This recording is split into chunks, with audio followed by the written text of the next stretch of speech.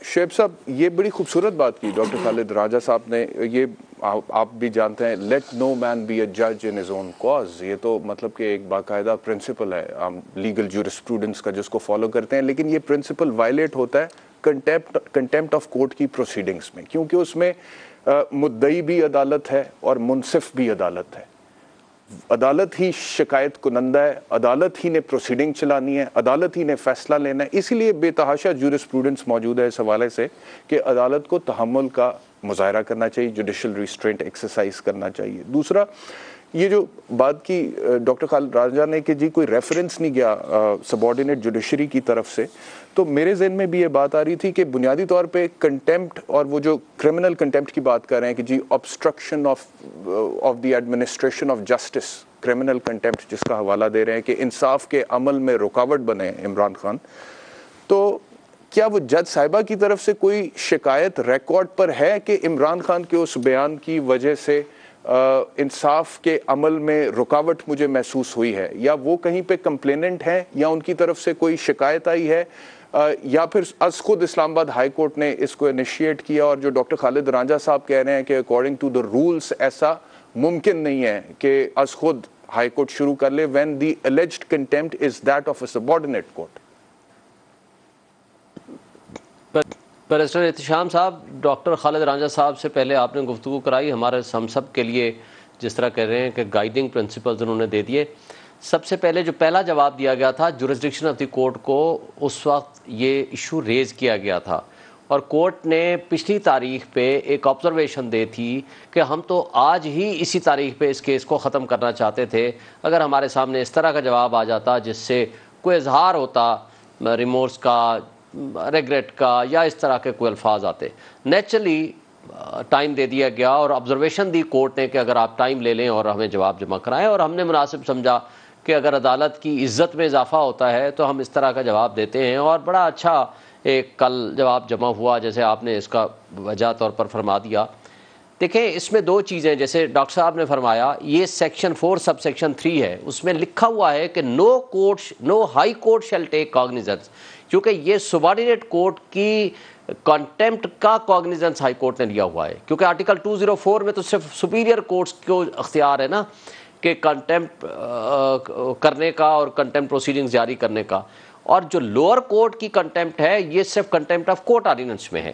اس کا سیکشن 4 یہ کہتا ہے سب سیکشن 3 کہ no high court shall take cognizance in a case where the civil court can punish the alleged of an offense which is punishable under PPC. اچھا, صرف section 4 سب section 3 نہیں ہے.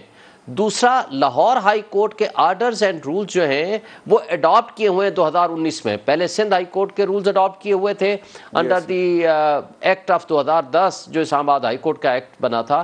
Subsequently اس میں لکھا ہوا ہے کہ ہائی کورٹ چاہے تو اس کو کوئی اور اڈاپٹ کر سکتا ہے, چینج کر سکتا ہے, ماڈیفائی کر سکتا ہے. تو انہوں نے 2019 میں اڈاپٹ کیے ہیں لاہور ہائی کورٹ کے رولز. اس میں باقاعدہ پروسیجر موجود ہے. اس میں جس کورٹ کی کنٹیمپٹ ہوئی ہے وہ کورٹ ریفرنس بھیجے گی اور یہ سرٹیفکیٹ دے گی کہ یہ جو بھی بات کی ہے یا جو آفینس ہے وہ پی پی سی کے تحت پروسیڈیبل نہیں ہے. اور یہاں آپ نے دیکھا کہ انڈر سیکشن 780 آلریڈی اس میں ایف آئی آر درج ہو چکی ہے.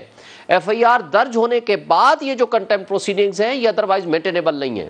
میں گو کہ میرٹ آف دی کیس میں نہیں جاؤں گا, لیکن آج کے آرڈر کو میں ڈسکس کر سکتا ہوں اور کمنٹ کر سکتا ہوں.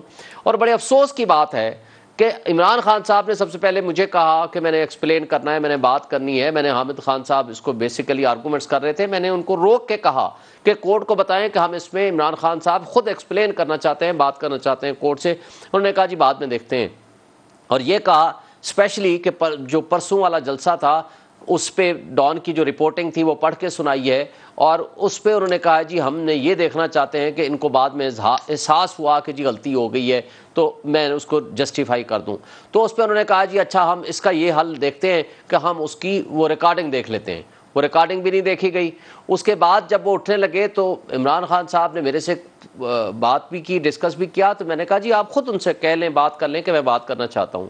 تو کورٹ نے کہا نہیں جی ہم نے بات کر لی ہے. ہو سکتا ہے کہ کورٹ کی جو اطمینان تھا وہ ان کی ایکسپلینیشن سننے کے بعد ہو جاتا. بہرحال یہ بھی نہیں ہوا. اور سب سے بڑھ کر یہ کہ ڈاکٹر صاحب نے جیسے بات کی ہے, کورٹ نے 2 امائکس مقرر کیے تھے.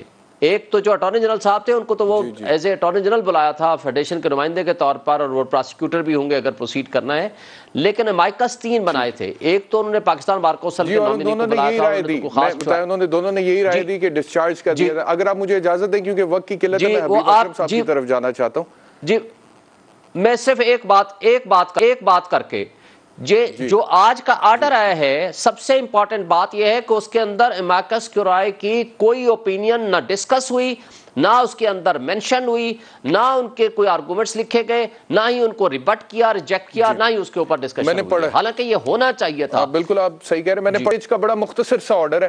مجھے لگ یہ رہا ہے کہ عدالت نے ایک اور موقع دیا ہے آپ لوگوں کو کہ فرد جرم عائد ہونے سے پہلے 22 ستمبر کو اگر آپ انکنڈیشنل اپالوجی سبمٹ کرنا چاہتے ہیں تو کر دیں، نہیں تو 22 کو فرد جرم عائد ہو جائے گی.